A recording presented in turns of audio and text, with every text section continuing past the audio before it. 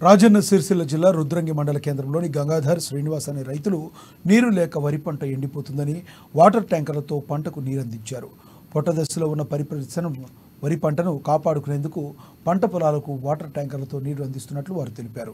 ఎండ తీవ్రతకు భూగర్భ జలాలు ఎండిపోతున్నాయని, బోరు బావులు రిగ్గు మోటార్లతో నీరు లేక వరి పంట పొలాలు కండ్ల ముందే ఎండిపోతున్నాయని ఆవేదన వ్యక్తం చేశారు. నీరు లేక పంట ఎండిపోవడాన్ని జీర్ణించుకోలేకే వేల రూపాయలు వెచ్చించి వాటర్ ట్యాంకర్లతో నీటిని అందిస్తున్నామని రైతులు ఆవేదన వ్యక్తం చేశారు. చుట్టూ చెరువులు ఉన్నా నీరు లేకపోవడంతో బోరు బావులు పనిచేయలేదని అన్నారు. ఎప్పటికైనా ప్రభుత్వం స్పందించి ఎల్లంపల్లి నీటిని విడుదల చేయాలని కోరుతున్నారు.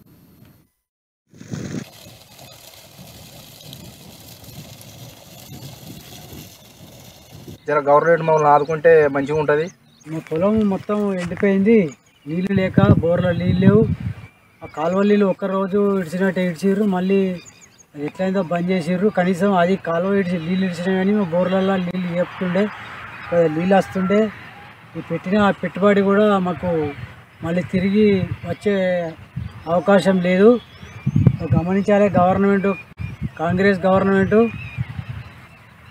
తిరిగి సర్వే చేసి వాస్తవంగా నిజమేనా కాదని తెలుసుకోవాలని నేను కోరుతున్నాను.